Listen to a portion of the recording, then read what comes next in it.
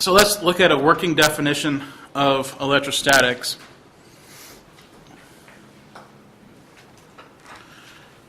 Okay. So electrostatic concern only systems having stationary charges or charges that move so slow that they don't violate what we call the electrostatic approximation. Then there's a question of what exactly is the electrostatic approximation. If we look at Faraday's law of induction, you can see that the curl of the electric field is equal to the negative of the time derivative of the magnetic field. And so if we assume that this effect is negligible, in other words, it goes to zero, that means that the spatial variations in the electric field go to zero, which means that charges are moving very slowly, and the time variation of the magnetic field is negligible. So this is what we call the electrostatic approximation, when this effect goes to zero. And throughout this hour, I'm going to talk a little bit about what we mean when electrons are moving very slowly or when they're stationary. And you're going to hear me say they move. And you can catch me and say, well, that's not the electrostatic approximation anymore. And I'm going to give you a reason as to why I say that they move and why we aren't actually violating the electrostatic approximation.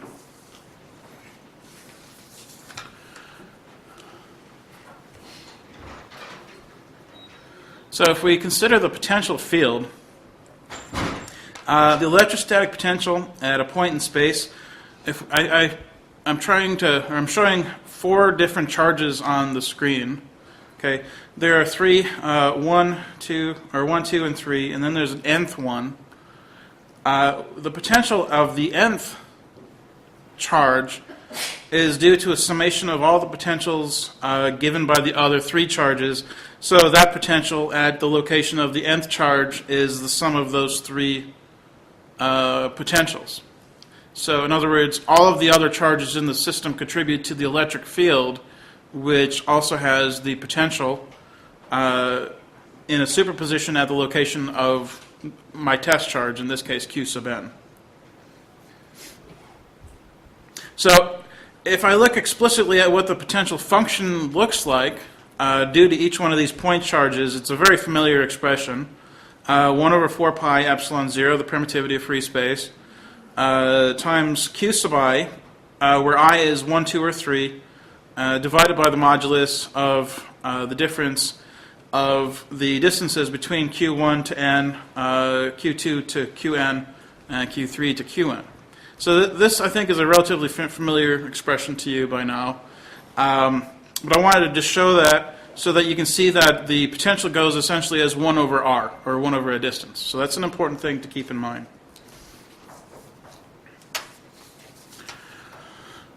The next thing I want to talk about is electrons in free space.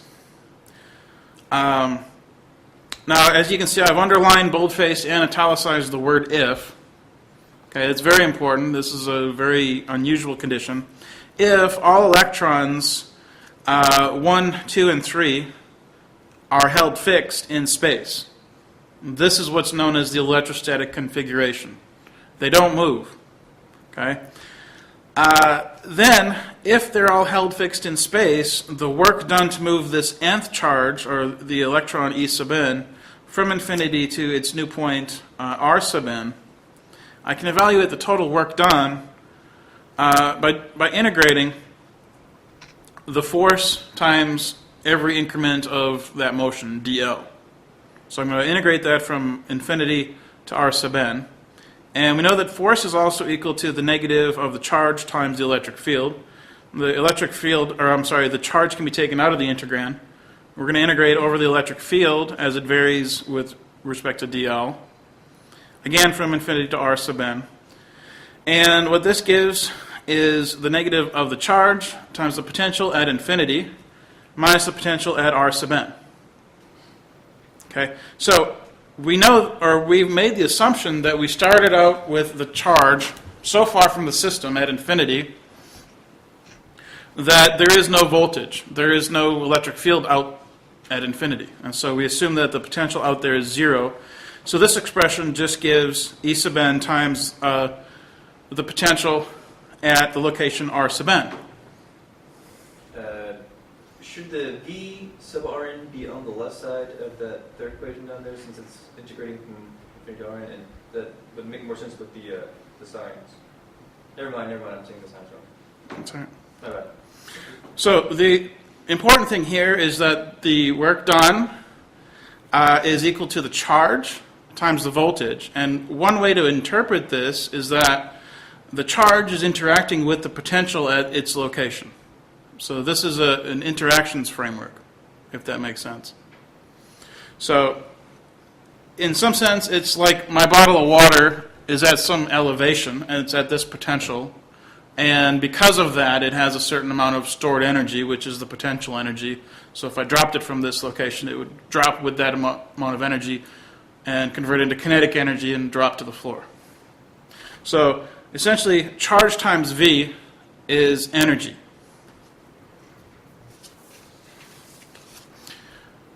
Okay, so now let's look at electrons in a dielectric media, and I want to explain to you what that actually means. Okay. So if I didn't have all these charges inside of this box, which I'm just using to represent a uniform dielectric material, the dielectric would be electrically neutral. And what that means is that all the atoms, or all the charges inside of the atoms and molecules, are arranged in such a way that there's no net charge on that object, on the dielectric medium. So when we talk about putting charges in here, and in this case I'm specifically calling them electrons because that's the fundamental unit of charge. When we say free electrons, what we mean is that these are not bound to those atoms or molecules inside the system. They're just free to move around however they want to. They don't necessarily respond to the atoms or molecules themselves. They just move around. They're mobile. And if you look in the literature, sometimes they're called excess electrons. So in other words, there are electrons and, of course, protons inside the material, but we're not worried about those because those are all bound to the atoms and molecules. We're only concerned with the free electrons or the excess electrons that are free to roam within the material. So here it is again. I say if all free electrons in a uniform dielectric are held fixed in space, which again is an electrostatic configuration. Okay? But now the electrostatic configuration includes the dielectric medium. Then the potential experienced by the nth electron is the sum of all of those potentials due to E1, E2, E3 at R sub n. But now I don't have just simply epsilon 0, I have epsilon, which, as we looked at on Monday, is really just the relative dielectric, or the relative permittivity, times epsilon 0. So when we think of this, we're screening the effect of the electric force by some parameter which we call the dielectric constant. And so it's a nice and convenient way to think about what a dielectric is. It's a screening parameter. It diminishes the effect of the force. Okay? So let's go on to the next. Now we start getting into something that's a little bit more interesting. We're going to talk about electrostatic potential energy. Here's an important thing. The amount of work that you do to move the first electron into an empty system, which would be free space, the amount of work that you do is 0. In other words, you could have just left it at infinity or any place else. As long as there's no external electric field acting on E1, there's no work being done. Because we know that work is charge times the potential. So here's another explanation. If we move a second electron into the system, okay, if we now look at the second part here, we see that in order to evaluate the work that we do when we move the second electron into the system, we have to provide enough work or enough energy to displace E1 from its original electrostatic location to its new electrostatic location. So as I said before, I just said that I moved it, and that's in some sense a violation of the electrostatic approximation. And what I'm going to argue is that during the time that I move an electron in from infinity, I could take an infinite amount of time to move it from infinity, and it's also going to take an infinite amount of time for that first electron to move from its original location to its final location. So that amount of time is very, very large, and so it negligibly moves. And therefore, I can consider this to be an electrostatic configuration. The other part of the work that I must provide to the system is I'm acting against the potential of the first electron. So I have to have enough force acting on that second electron to push against the voltage of the first electron and move the first electron. So there's actually two things. One is the response of the system, which is the original system is E1, so the response of E1, and the insertion of E2. So there's the response of a system and the inclusion of the new charge. I have to include enough energy to provide both of those things to happen. So the total energy stored in this system is given by the sum of both of these interactions. Now, sometimes when you look at certain textbooks or listen to certain lectures, we think of an interaction between two charges. But if we look again at the expression that we had for work, or energy, the interaction is a charge times a voltage. Okay, so I have two interactions here. I have E1 interacting with the voltage due to E2, and E2 interacting with the voltage due to R2. Or I'm sorry, with the voltage due to E1. Now, by the symmetry of these interactions, I know that E1 V of R1, or the interaction of E1 with the voltage due to E2, is equal to the interaction between E2 and the voltage of E1. So that means that my total energy stored is just one of those interaction terms, just the numerical value of it, the mathematical expression E1 V of R1. In other words, I must provide this amount of work, W, but that work is not being divided equally between two separate interactions. The response of the system, which is that first term, E1, with the voltage due to E2, and the amount of energy needed to act against the voltage of E1. So that's an important thing to understand. And quite honestly, most textbooks that I've surveyed don't actually explain the response of the system. We always assume what I had just shown a few slides ago, that we always start with an electrostatic configuration and we're just building onto it by adding in another charge, which isn't a real system. What kind of system would behave like that? So I'm trying to make it into a more realistic system by going through this argument, and I'm validating it by saying it agrees with the electrostatic approximation because it takes an infinite amount of time for this to happen. And that's fine because this is just the mathematics. I can allow the mathematics to progress over as much time as I like. As long as I know what the final result is, that's all I need to know. And the math should be fine. So now let's look a little bit closer at the total energy stored in a system. This is important. This is a very important concept in electrical engineering, the energy stored in a system. That is essentially a measure of capacitance.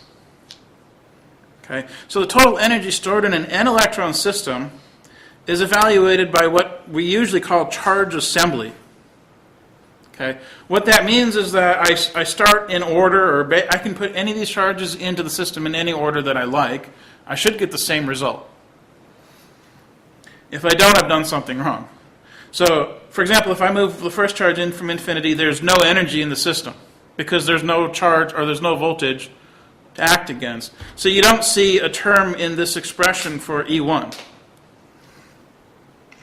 The second electron that I move into the system from infinity has to act against the voltage due to E1, So you can see I have R sub 1, 2, which is the distance between R1 and R2. When I introduce E3, it now has to interact with the voltages due to two separate charges in the system. So I have to add those two together. Scalars add by the principle of superposition. So I have E3 times the sum of those two voltages. And I can add up all the number of terms that I need for as many n electrons in the system that happen to be there. And when the nth one comes in, I have to make sure that it interacts with all n minus 1 other electrons. Those electrons provide the electric field in the system. And so we can kind of make this a little more compact by taking the sum over all the charges that we introduce, E sub I, and have them interacting with the sum of all the voltages or all the potentials due to all the E sub j, which are all the n minus 1 charges or electrons in the system. And curiously, we see this factor of 1/2 that appears. Now, the reason the factor of 1/2 appears is because we've actually evaluated all of the electrostatic interactions in the system. And unfortunately, most books in fact, all the books that I've surveyed would say that we include it because we don't want to double count the number of interactions. And that's again because most textbooks talk about the interaction, one interaction being between two charges, not the interaction of the charge with the potential. Okay? So again, this is an important thing to understand, and I'm kind of building up this approach so that you can see where I started in my research and how, in fact, this actually begins to make more sense when we start talking about electrons in a dielectric or inside of a real system, like a capacitor. So it's there for a reason. We've actually included all the electrostatic interactions. The factor of 1/2 is there because every time we put a charge into the system, it has to provide enough work for the response of the system and for the inclusion of that new charge.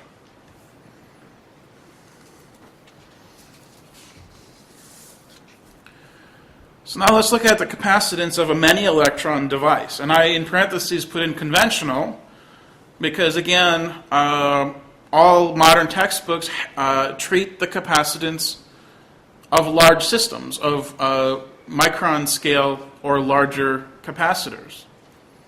And these have many electrons in them for the very simple reason that all capacitors, until perhaps the last couple of decades, have metal contacts. Metals, the electrons inside of metals are free to roam, and therefore there are many electrons mobile or excess electrons inside the metal. So capacitance is a measure of the capacity of a device to store energy. There's other ways to think about this. You can also argue that capacitance is a measure of how many electrons you can put inside of a device. There's that approach. You can also think of it as simply, it has something to do with the potential difference between two plates in a parallel plate capacitor and the shape and size of that system. There's several different types of definitions.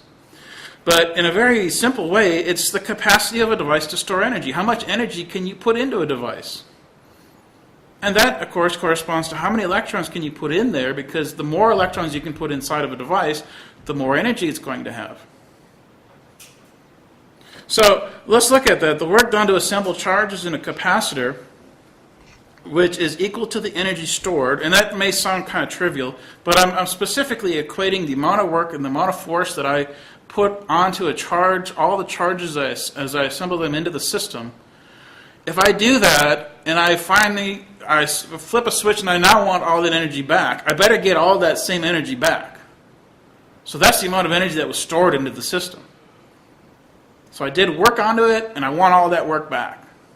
So the amount of work done to assemble charges in a capacitor is equal to the energy stored in the system. Is used to evaluate the capacitance of the device. Okay? So basically what I'm showing here is that if I do increments of work on all the little bits of charges, I want to integrate over all those little bits of charges to show me how much work I've done on the entire system to charge up the entire capacitor. And we know that work or energy is, again, charge. In this case, the increment of charge is dq, interacting with the potential. So I can substitute for dw v dq, and I'm going to charge it up to a full charge, which I call capital Q. And now this is where the capacitance comes in. I use the definition of capacitance. Q is equal to the capacitance times voltage. Okay? This comes from Michael Faraday. This is how we define capacitance. Okay? So capacitance is really a parameter that relates how much charge you have in a system to how much voltage there can be in the system. So it's a parameter that equates these two physical properties of the system. So I can say that voltage is Q over C. And at this point, I'm going to make an argument that capacitance is always constant. Okay? I'm going to make that argument, and I'm sure many of you have heard that. It's not generally true, but this is, because of the way we've set this problem up, we're going to assume that it's constant. We're going to pull 1 over C out of the integrand, integrate over Q, so we have 0 to Q squared over twice the capacitance. So I could take one extra step and say that capacitance is Q squared over 2W, or twice the work or energy in the system.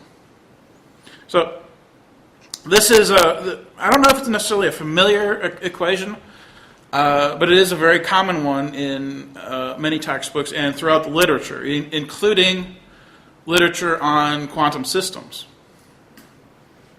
And in particular, if I could, the concept of electron transport in quantum dots in particular. Okay, so that expression in its basic form shows up in many pieces of literature on electron transport properties of quantum dots. Now, the interesting thing is that this represents a many electron system. If this didn't, then we couldn't actually take this integral. That's important for the math to work. We have to assume that there are many electrons in the system in order that we can do this integration. We can't do that integral unless dq is not approximately 0. And only when you have many electrons in the system can you make that approximation. Okay, but we know that electrons are discrete charges. You can't subdivide an electron into smaller charges. The only particles that we know of that have smaller charges are quarks. And up until recently, I don't think we've actually found quarks in the wild. They carry fractional charges like 1/3 the charge of an electron, or minus 2/3 of an electron, or something like that. But everything else has fundamental charges, or small bits of charges, delta Q, equal to the charge of an electron. And to be a little more specific, I want to say, well, it's plus or minus. So protons also have the same charge. So this approximation is useful for traditional capacitors, or conventional, if you will, that are large. These are important things, large and have metallic plates. So if it's a very large system, even if the dielectric is very large, you could have very many excess electrons inside of the dielectric, and you may not even have metallic plates. So you could have one or the other, or both. And again, I always revert back to this idea of the parallel plate capacitor as a very common example of what a very large conventional device is. Every time we talk about capacitors, we always think about it in terms of two metal plates sandwiched, or a dielectric sandwich between two metal plates. And I personally think it's kind of gotten us lost a little bit when we start talking about very small devices on the nanoscale, nanometer, hundreds of nanometers, tens of nanometers, tens of angstroms in size, where you can only put in a handful of free excess charges. And there aren't necessarily metal plates. So the issues that I have here are really with dq and the approximation being 0, which we can make that assumption because there are many electrons. And so this approach is an assumption, this approach is an approximation, which has gotten us quite, look where we are today since Faraday's day. So, obviously this has been a very useful approach. And it is, even today, for many things.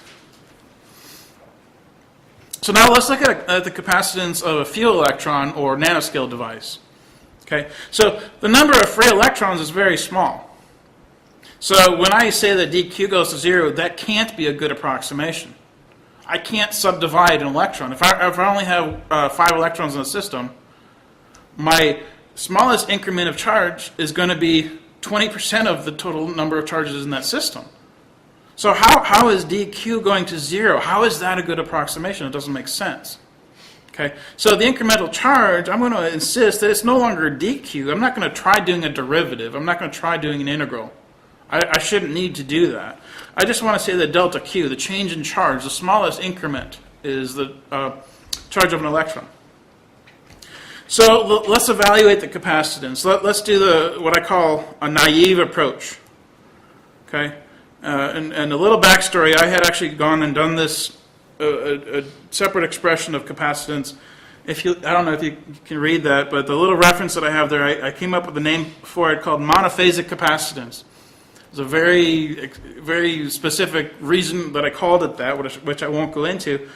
But I had come up with an expression that looked like this one here, and I just went back into the text and I said, you know what, if we just look at the definition of capacitance that Faraday gave us, Q is equal to C times V, and we look at the simplest expression for energy, and we substitute V in for the potential in this expression, we just get Q squared over C.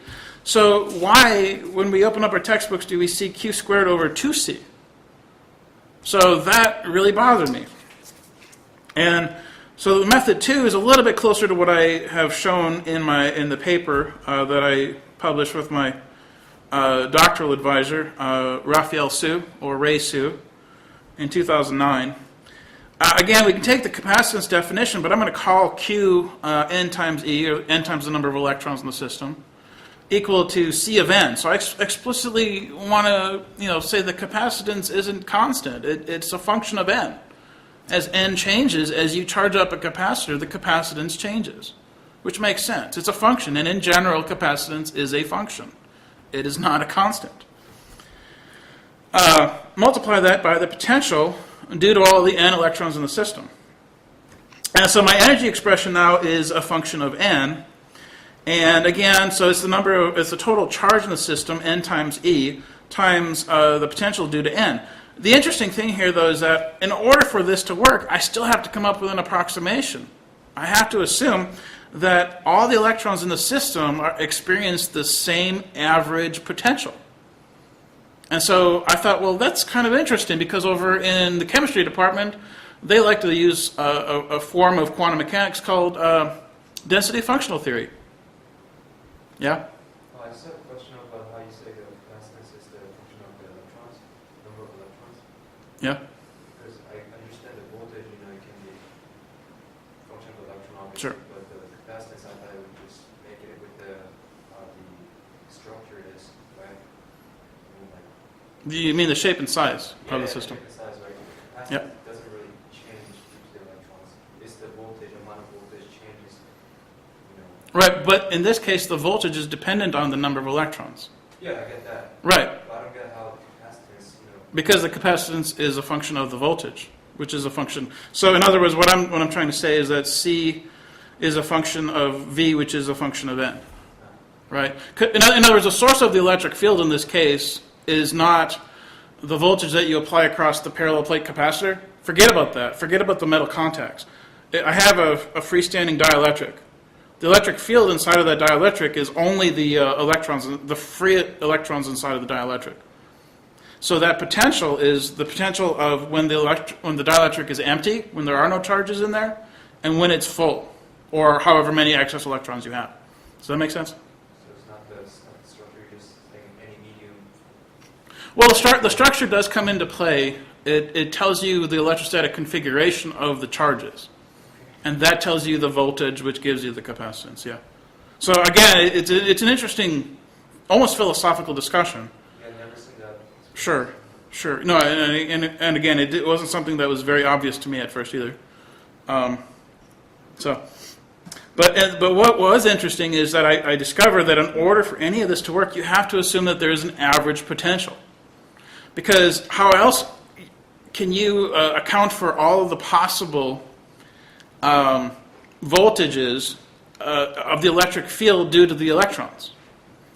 The electrons are in a very complex three-dimensional structure. They form a very complex set of geometric shapes, basically, within the dielectric. And so you have to assume, at least for the sake of mathematical simplicity, that there's an average potential that all the electrons experience. Which, in my mind, I immediately equated with, from density functional theory, there's a concept called chemical potential, which is, the chemical potential of a material. And it also discusses the work function, how much energy is needed to remove an electron from the system to the vacuum, or to an infinite distance from the system. So density functional theory, I don't know if any of you are familiar with it, uses this concept of chemical potential. And in fact, there was a paper, I believe from the mid-90s, by one of my advisor's friends, I.F. Frady. They discussed the capacitance of a quantum dot, and they used the chemical potential, and they actually end up with this expression. But they decided to call it a quantum capacitance. Okay? And the issue that I take with that is that capacitance isn't quantum mechanical. The only reason that you might call it quantum mechanical is because the energy is the solution of the Schrodinger's equation. So it's actually the energy that's quantum mechanical, and if you use that energy, the quantum mechanical energy inside of the capacitance expression, that doesn't necessarily mean it's a quantum capacitance. Because here you can see that this is a purely classical expression. And again, I'm just using an average potential, which isn't necessarily the chemical potential, by the way. It literally is the electrostatic potential given by the electrostatic configuration of charges. So again, this is a purely classical approach. And so the total work done in this case is W of n equal to E of n, which is just NE squared over C of n, which is in agreement with this one. From a very simple, I called it a naive approach. So let's do a real quick comparison of these two. In the many electron system, we make an assumption that dq goes to 0. It's not a bad assumption. It's a really good assumption in most cases, in fact. But you still end up with an approximation. Now, the interesting thing there is that, you actually do have an average potential as well, but now because the smallest increment of charge is 0, you really don't care what the potential is for each increment. So each increment, dq, really doesn't have a potential with which it interacts, because it doesn't even exist. The charge doesn't exist. It's 0. So this is sort of the mathematical, it's almost kind of a mathematical trick that this works. So you end up with you're being forced to integrate q over dq, which gives you that q squared over 2 term. So if we look at now the few electron system, we have delta q being the smallest increment of charge, and now this is just the electron charge, okay, which can be a very large fraction of the total charge of the system. And the average potential is just the total charge in the system divided by the number of electrons in the system. And I assume that all the electrons in the system experience that average charge, which isn't, again, it's not necessarily a bad approximation, especially for a large number of electrons. Okay, so even the few electron system can be representative of the many electron system as n becomes very large. And in fact, using this model that I'll show on the next slide, and I don't show the details of it, but as n becomes very large, I actually end up getting this expression over here. So my model obviously agrees with the many electron system as well. Now, one thing that's interesting is the fact this difference of a factor of 1/2 is very important. It's even more important when you have a few electron system or a nanoscale system. As I said, because every charge increment is significant. and my doctoral advisor, Sue, showed that it is a difference between the capacitance of an open, he calls it open, which is essentially an unconnected, and a closed or connected single electron device. Okay. He actually published it in what was actually the first edition of his book, I think, before I actually started working with him. When you look at the math, and I've talked with him about it, we didn't understand why. We just knew that the math worked out that way. We knew that if you have a capacitor that's open, it's just basically a dielectric with a single electron inside. And it has a different capacitance than when it's closed. Now, that doesn't make sense because you assume the capacitance is constant. So why is that? We couldn't understand that. So after I worked through a lot of stuff and we came back to this issue, when you think about it, when connected, the metal contacts affect the device. So if they're affecting the device, that means that the charges inside the metal are actually now part of the capacitor. So half of the energy in a single electron device is inside of the metal. The other half is inside the dielectric. So that's why there's a factor of a half, because we're redefining what we mean by the capacitor. If it's an open system, we can just forget about the metal contacts and just say that the open system is just the dielectric. Or we can say that if it's connected, it's now the metal plus the dielectric. So there's a confusion there in terms of what we define as the system. Now, as I noted briefly, if there is only one free electron in the device when it's not connected, then the few electron evaluation is correct, because now I'm including the external charges inside the metal. I'm taking it into account because I've redefined it as part of my system. So this model that I came up with, I want to discuss briefly how it works. The approach is actually somewhat similar to the undergraduate physics textbook by Griffiths, if any of you have ever had that. The basic framework is called an interactions framework, or electrostatic interactions. So again, the interaction being charge times a potential. So let's consider a single free electron of charge E1 inside a dielectric sphere. The electric field due to E1 acts to polarize the dielectric material, which we talked about on Monday, such that a net charge sigma 1 forms at the surface of the sphere. That's the key. Okay? All the charges that are polarized inside of here don't contribute a net charge. Everything outside of here, if this was embedded inside of another material, for example, you won't have an excess charge outside. Only at that dielectric boundary do we have an excess charge, and I've called it sigma 1. And I also call it a surface charge. So this interaction of E1 with sigma 1, the potential due to sigma 1, I call it direct polarization. Okay? The reason for that is because E1 directly polarizes the dielectric. And there's a reason I'm calling it direct. There's another term I'll show you on the next page called indirect, which is a little bit confusing because it's not a very conventional approach. The direct polarization energy is the charge times the voltage due to sigma 1. That's how much work I have to do on the system. But that work is going to be subdivided between forming sigma 1, which I call the formation energy, U sub F equal to sigma 1 V of E1. So all the polarizing charges inside the dielectric are reacting or interacting with the voltage due to that new electron.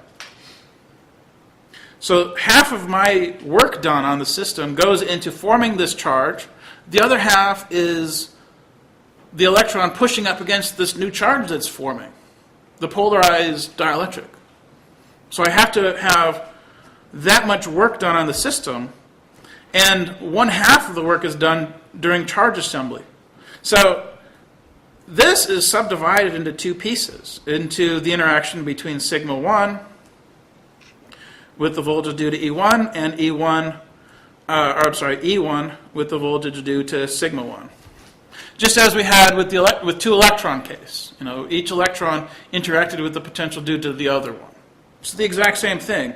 And this is why I started to go through in more detail what it means to have two charges, one that responds and one that's going to be included. So let's now get a little bit more in depth. And the DCD model for two electrons, notice I say two or more, because if you can solve the two electron case, you now know everything you need to know to solve as many electrons in the system as you want. The only thing you're limited by is the computational capacity of your computer. So if we add a second electron, we must account for additional electrostatic interaction terms. Now the first one I've already discussed are the direct polarizations. Each electron has a unique amount of surface charge that it has polarized within the dielectric. So I call those sigma 1 and sigma 2. There's a Coulomb interaction between the two, which I've actually discussed, a little bit earlier. Two electrons inside of a dielectric, so between E1 and E2. Now, here's the new term, the indirect polarization. See, I have four sources of charge in my system: sigma 1, sigma 2, E1, E2. All of those have to interact with each other. Each charge has to interact with the potential due to all the other charges. So the interaction, for example, E2 with the potential due to sigma 1, I consider it an indirect polarization because E2 interacts with the potential due to sigma 1, which was modified. So sigma 1, the distribution of sigma 1 was modified indirectly by the displacement of E1 by E2. So as E1 responds to the presence of E2, E1 causes sigma 1 to change. That change has to be taken into account in the potential that E2 sees. So that's an indirect polarization. So I want to evaluate the total stored energy. I add up all the direct polarization terms, all the Coulomb Coulomb interaction terms, and the indirect polarization interaction terms.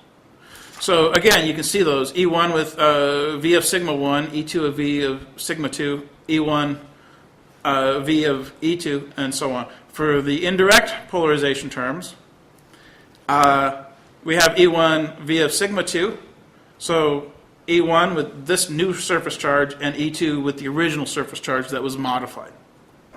So you can see that we can basically add all of these up for an n number of electrons inside of a system. And I'll come back to that in a few slides. Unless I got, 3 slides. I thought I might have gotten them out of order. Okay, so here's an interesting application of the discrete charge dielectric model. It's actually, this is the system that I wanted to solve, and I came up with the model in order to solve it. So it's actually, this is the application of it. A spherical quantum dot. What is a spherical quantum dot? A spherical quantum dot is essentially a dielectric material. It can be tens of nanometers in size, 100 nanometers in size, or so on. 1 nanometer. It could be a single atom. And that's kind of, the high point at the end of my talk today. The system, let's consider this system to be 100 nanometers in diameter. Let's say that this is silicon. It's a sphere of silicon. And outside the paper, the paper is a dielectric medium, and let's say that it's silicon dioxide, which is a common dielectric material, and its dielectric constant is 4 times epsilon 0. So for the one electron system, or the what I call the free electron system, so you can see E1 is in here. By symmetry, we only need to move that E1 from the center to the surface, and then evaluate what the electrostatic potential energy would be at all points along there, and then find the minimum of that energy. That minimum energy is the electrostatic configuration. That's when the electron won't move. So here you can see the data. I actually did this morning, just to throw some numbers in here. You can see that as the electron moves away from the surface towards the center, the energy becomes smaller and smaller. So if I made an argument and said my electrostatic configuration is such that the electron is right here, that can't be right because I know that it wants to move to a lower energy location. It always wants to go to a lower energy location. Everything that we do, basically, in science and engineering, you always want to find the lowest energy configuration. This is a natural phenomenon. And so we see that when it's at the very center of the sphere, it's at its minimum energy, the minimum total energy of the entire system. So as you can see here, I've showed it at the center, and the electrostatic configuration gives me a total energy of 24 millielectron volts. That's pretty big, okay, for a system this small. Now, interestingly, if I reduce the size of this to 10 nanometers, then I have something like 240 millielectron volts. It keeps going up and up because the electron becomes more and more confined, which means the walls are coming in. Right? So the charge, the surface charge, sigma 1, is pushing in on it. It keeps pushing it up and up and up. And so the electron becomes more confined. This is a part of what we call quantum confinement. But here it is. This is just really the electrostatic part of that. Okay? So again, just the classical part of what we call quantum confinement. Okay, so next, the 2-electron case. So I put a second electron in here, just kind of arbitrarily. We know that E1 has to move. It has to be displaced from its original electrostatic configuration. It was originally at the center. Okay? But not because E2 has been introduced. It has to move away from it. And I've got to figure out what the new electrostatic configuration is. So again, by symmetry, I can make an argument that says that each electron is going to be on opposite sides of the origin, because they want to be as far apart as they can be, and they also want to be as far away from the walls of the dielectric as they can, because there's charge there pushing them back in. So what I want to do is I want to, again, by symmetry, argue that the location of one of the electrons is a distance b from the origin, and I want to evaluate what that means. What is the energy of that total system, of a 2-electron system inside of this dielectric sphere? And so, you can see that I started near the surface, and someplace in the middle, there's a minimum energy, minimum total energy. And, because this is kind of rough, I decided to go in a little bit closer, and you can see, I can guarantee you it's not exactly 0.5000. And the reason I can guarantee you that is because if you look at the shape of this function, it's a little asymmetric. It's a little shifted. It's a little bit sharper over here and a little bit softer over here. So I can see that it kind of rolls a little bit to the left, and that the actual minimum is probably a little bit to the left of that. You just have to run the computer a couple more iterations, a couple more decimal places to figure that out. Okay? In this case, the electrostatic configuration is given when each electron is on either side of the origin at a distance of 0.50 times the radius. And the energy, actually that's the energy of the 2-electron system, is 88.1 millielectron volts. Again, that's a fairly significant voltage. Now here's that general expression for an n-electron system. It's the summation over all the Coulomb interaction energies, and all the indirect polarization interaction energies, and all the direct polarization interaction energies. And as I said before, as n becomes very large, this term, the direct polarization interaction energy, becomes a very small fraction of the total energy. It goes to 0, basically, compared to the total energy of the system. Which means that it's really the rest of this that is the many electron solution. And they agree in the large n limit. But when you have very few electrons in the system, you need to include this term. It's an appreciable number. In fact, for that same dielectric sphere that I just showed, if you put up to 100 electrons inside of that system, the direct polarization term accounts for less than 1% of the total energy of the system. The indirect polarization term accounts for more than 80-85% of the system. The Coulomb interaction energy is actually a very small fraction. It's about 10 or 15%, or 15 to 20. Okay? It's a little surprising. But we do see that this model does agree with the many n electron system. And this term becomes smaller and smaller. And this is a very useful model, I think. I think this is a great model because I don't have to do any integration, right? If you want to program this into a computer, you don't have to worry about round-off errors when you program for an integral. You just add up a bunch of terms, and now you're searching for a minimum energy. That's what you're doing. And where do you find this? Well, you find this in a gate dielectric, right? So as the gate dielectric on a transistor today, made by Intel, AMD, and so on, the thickness of most of these things today is only like 25 silicon atoms thick. So you only have 25 electrons between the top and the bottom of the gate. So you can't use the many electron approach anymore. Even quantum mechanics doesn't necessarily give you an appropriate solution. Okay? So your baseline is this expression, which is just a simple summation of interaction terms. Other systems such as quantum dots. What I find interesting is that it also is a good model for inorganic systems because there are no metal plates in organic systems. Okay, so for example, my brain doesn't have any metal plates in it. I've been through the detector a few times and it doesn't beep. So the human brain is a very good and efficient computer. And so the question is, how does it work? Well, it doesn't work the way that we build microcircuits.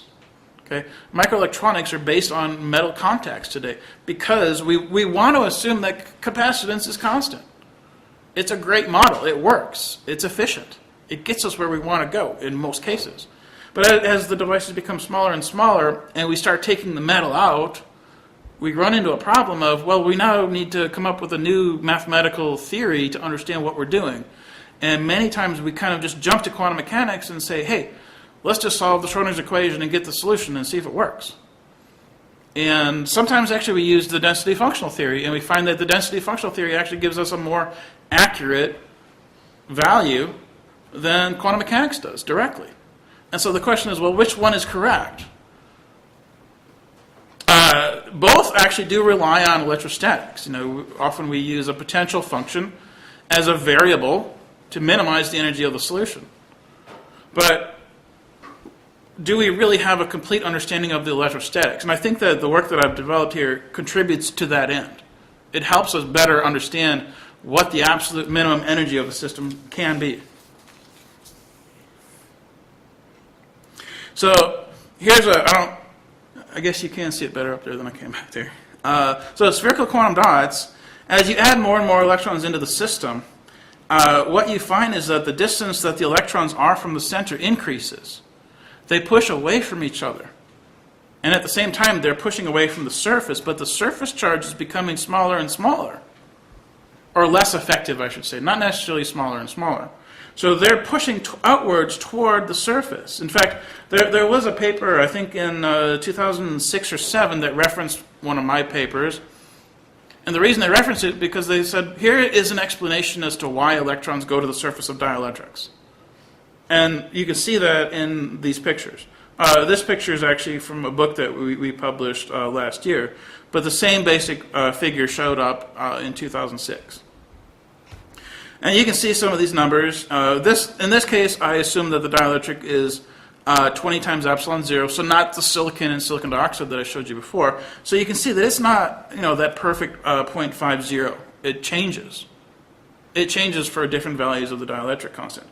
And it goes up to 0.76, 3/4 the radius of the sphere.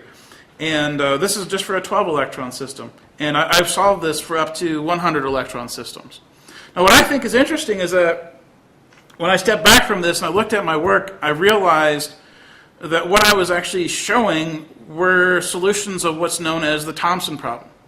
And I found it personally fascinating because one of my undergraduate professors actually worked on the Thomson Problem years before I ever even came kind of full circle back to this topic in my doctoral program, and realized that, oh, well, the stuff he was working on 20 years ago is what I just rediscovered.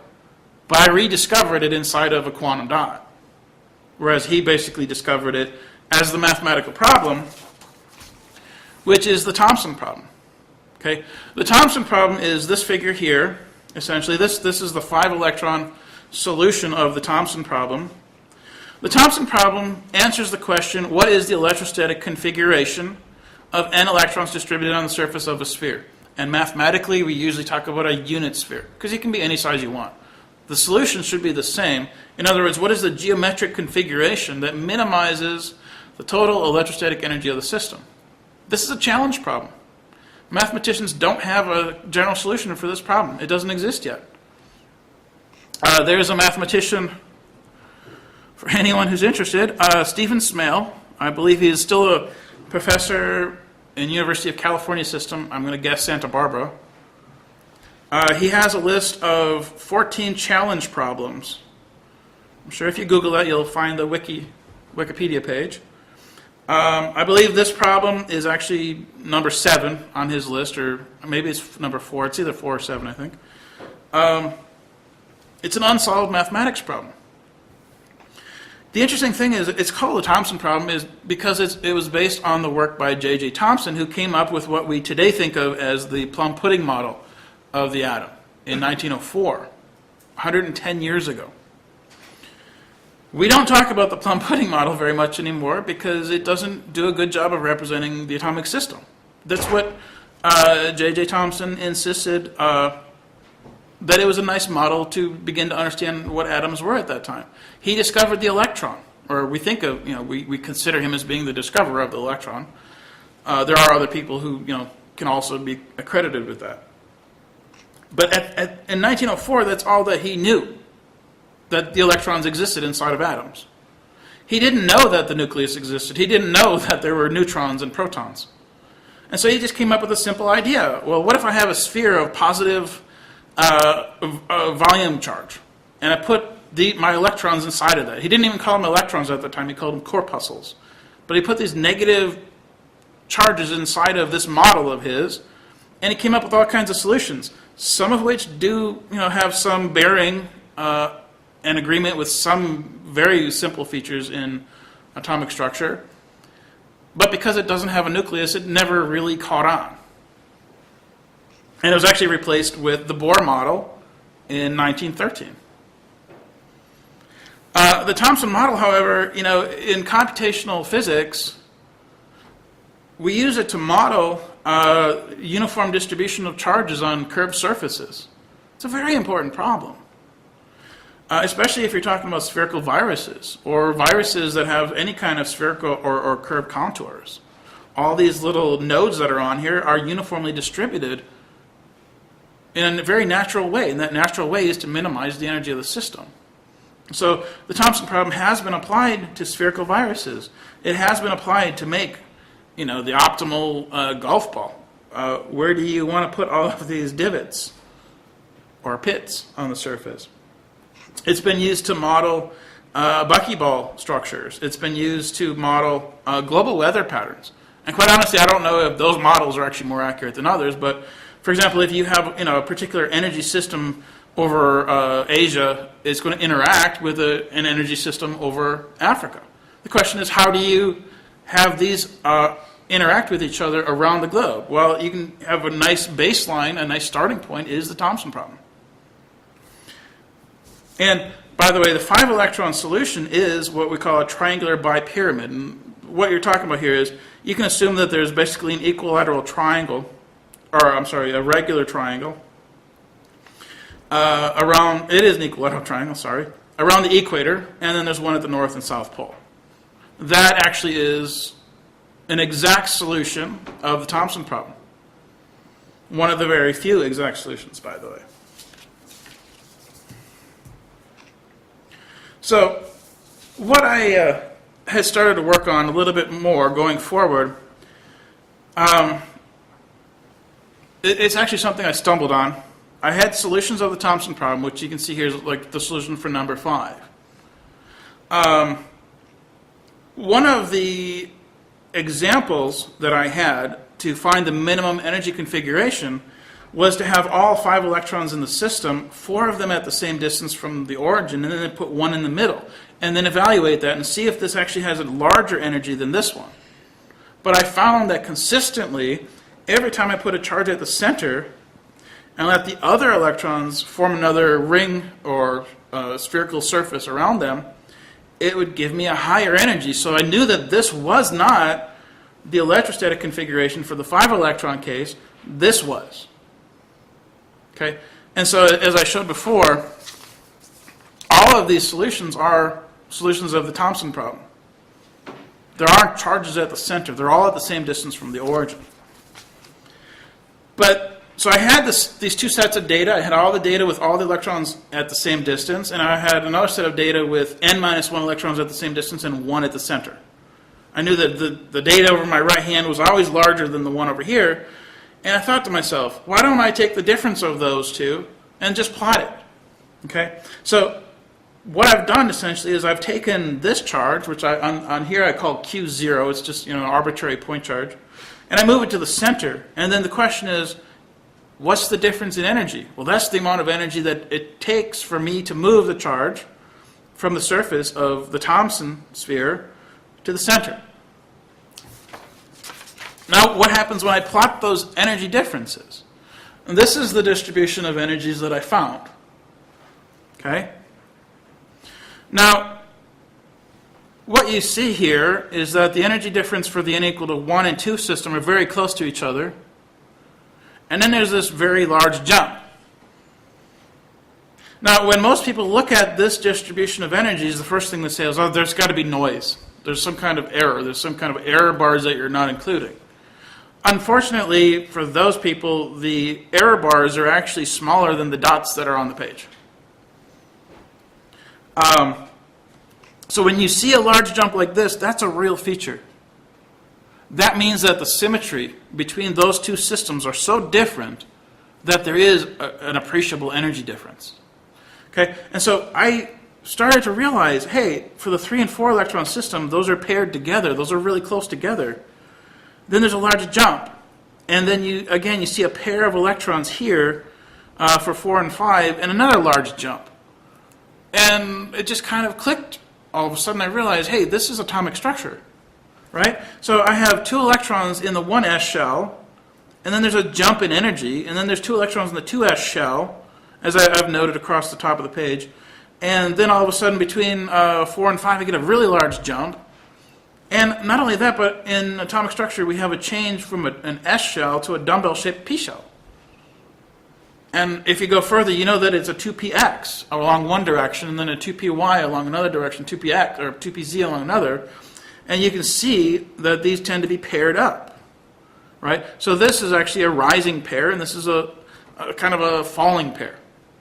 So you see throughout here there are many pairs of electrons, and every time that there's a new orbital or electron shell, there's actually a jump in energy. Every single one, with few exceptions, by the way, that actually do match features on the real periodic table. So I found this fascinating. And actually, for my dissertation, I had only done like the first 32. And since I've been here at UT Dallas, I actually, thought I might as well go back and finish up most of the rest of the periodic table. And to my surprise, it actually was, nice and consistent. So if you look at the periodic table, I've just kind of made it into a bit of a cartoon, right? It looks somewhat familiar. You've got the S shells over here. The very reactive noble gases over here that are part of the P shell structure, the D shells. And so you can see that the first 2 electrons correspond to hydrogen and helium, lithium and beryllium, and then you've got the P shells. So I can essentially map out the entire periodic table this way. And again, it's a purely classical system based on a model that 110 years ago was rejected. And still, and in fact, since then has been many, many times.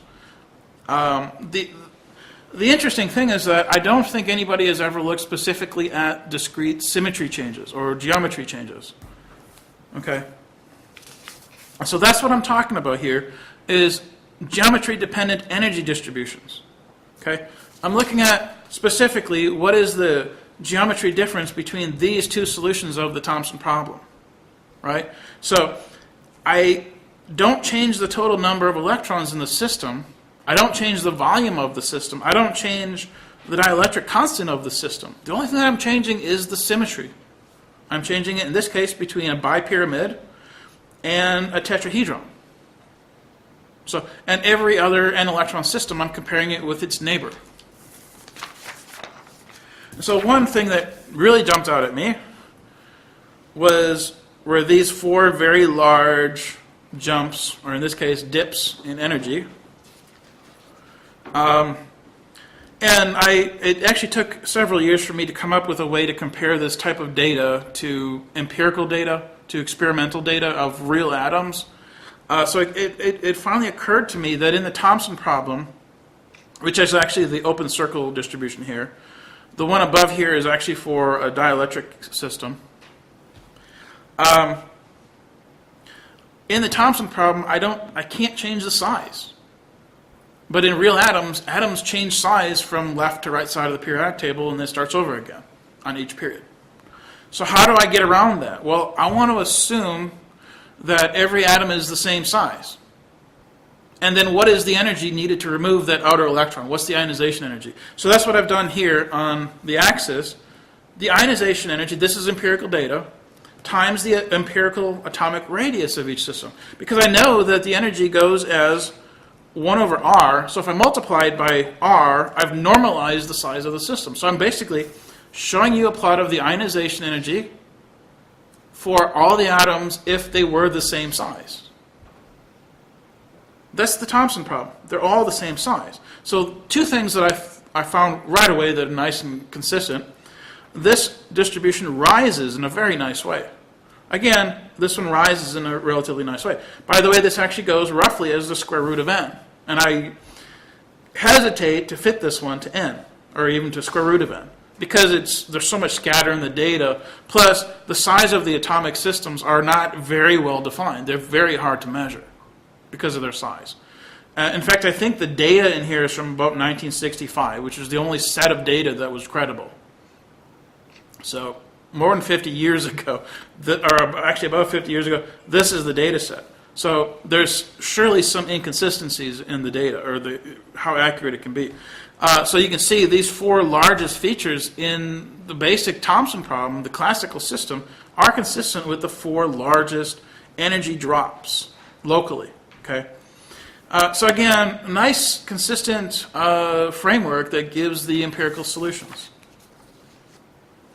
And I'll end with this. If you're interested in any pieces of this, if it's just the electrostatics, great, because if you look at the standard textbooks and then you compare it with my work, you will begin to learn something new. If you look at the undergraduate textbook by Griffiths, Introduction to Electrodynamics, look for the section, just one section, called the Energy and Dielectric Systems, section 4.43. That's the third edition. I think the numbers change a little bit, but just look for that particular section. He uses a system that's relatively close to mine. It's the interactions approach. But he actually introduces an erroneous energy term. And the best that I can imagine is that he's probably doing that because he wants his solution to agree with Jackson's textbook, which is the ipso facto standard in electrodynamics, a graduate level textbook that every electrical engineer should really have on their shelf. And in Jackson, it's section 4.7 that you want, or the title of the section is Electrostatic Energy and Dielectric Media.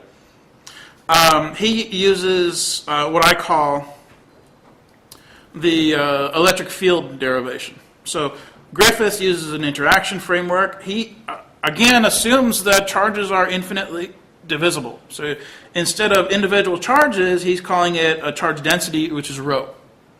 And he's using rho, and he's interacting that with a potential. So okay. So but he introduces something that he calls the spring energy term, and includes a negative sign on it. The negative sign makes no physical sense, and so you'll see a discrepancy there. Jackson discusses that discrepancy. It's kind of a veiled description, but he does actually point it out. He doesn't, unfortunately, go back and solve for that missing energy term. But you'll see that that energy term is in my derivation. It's actually part of the direct polarization term. The discrete charge dielectric model, my advisor, PhD advisor, and I recently published a chapter in a book. I believe it's section 1.5 that you would want to be interested in if you're interested in the DCD model at all. What I always like to point out is that 2 of the 3 editors are Nobel Prize winners in physics. Esaki actually worked with my advisor. If you've ever heard of the Esaki-Su diode or resonant tunneling, or superlattices. My advisor invented those in 1969, 1970, 71.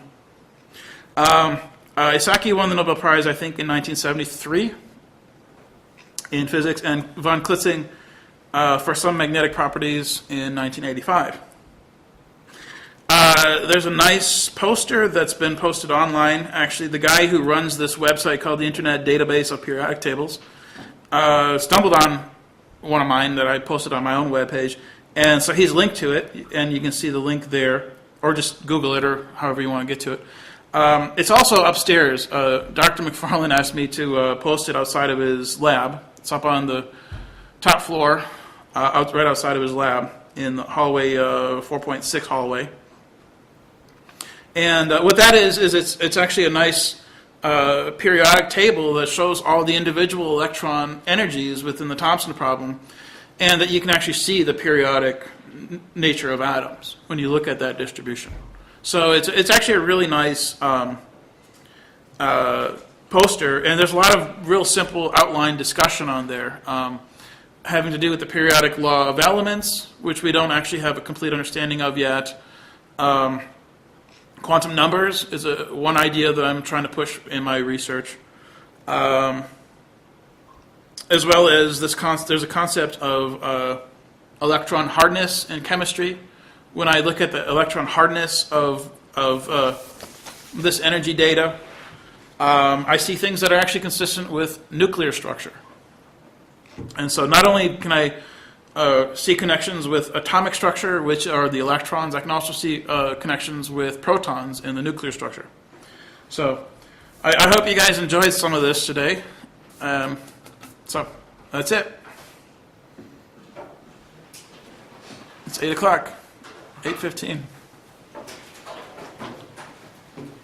And I don't know if flashing means it's going off or...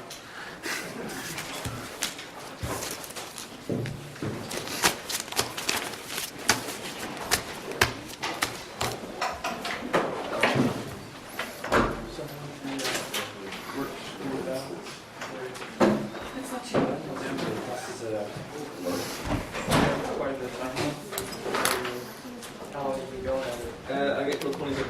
Okay. I won't like to, if there's a thought about that exercise, but I thought you could know a lot of the rotational program and stuff.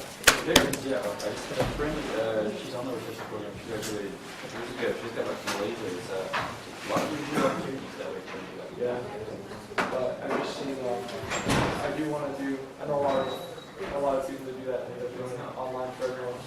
I kind of want to do something like this. Right now, I'm not taking a second class. It's free, completely free. This course. They might teach you how to do coursework. I've got undergrad and graduate student. Yeah, it's neat. One of my professors actually made a tape that during my original class last year. Very nice. So it's from Rice or something. Okay, cool. So, Yeah, it's a lot of yeah, it was neat. resources. I was amazed. Yeah. You too. Thanks, everything. Thank you very much. Sure.